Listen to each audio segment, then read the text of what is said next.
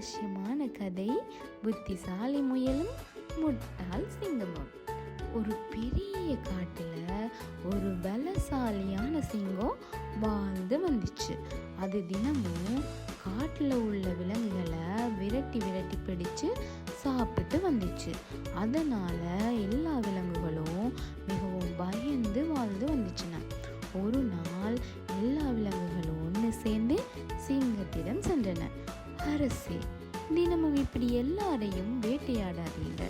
நாங்களே தினமும் ஒரே ஒரு விலங்கை உங்களிடம் அனுப்பி வைக்கிறோம்னு கேட்டு கொண்டுச்சுனா. அதற்கு சிங்கமும் சம்மதித்தது. அதன் பிறகு தினமும் ஒரு விலங்கு சிங்கத்துக்கு அனுப்பப்பட்டுச்சுது. ஒரு நாள் ஒரு சின்ன முயலின்ற முறை வந்துச்சுது. முயல் புத்திசாலி, இந்த சிங்கத்துக்கு ஒரு முடிவு கட்டணும் என்று யோசிச்சிச்சு. அது திட்டமிட்டு மிகவும் தாமதமாக சிங்கத்திடம் போனது. பசியால கோபமா இருந்த சிங்கம், ஏன் இவ்வளவு தாமதம்? அதற்கு முயல் பயந்தது போல நடிச்சு, அரசே, நான் மட்டும் இல்லை, இன்னொரு முயலும் என் கூட வந்துச்சு. ஆனால் வழியில் இன்னொரு சிங்கம் எங்களை தடுத்துச்சுது. அது இந்த காடு என்னோடதுன்னு சொல்லிச்சுது என்று முயல் சிங்கத்திடம் கூறிச்சு. அதை கேட்ட சிங்கம் கோபத்தில் குதித்து, எங்க அந்த சிங்கம், உடனே காட்டு என்று கத்திச்சுது.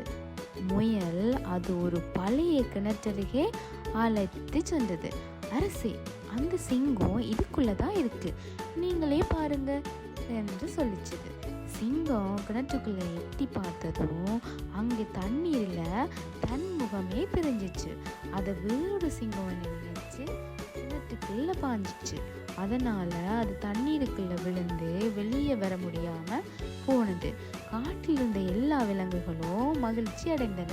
அவன் முயலை பாராட்டிச்சுன. அதனால குட்டிகளே, பெரிய பலத்தை விட புத்திசாலித்தனம் மிகவும் பெரிய சக்தி.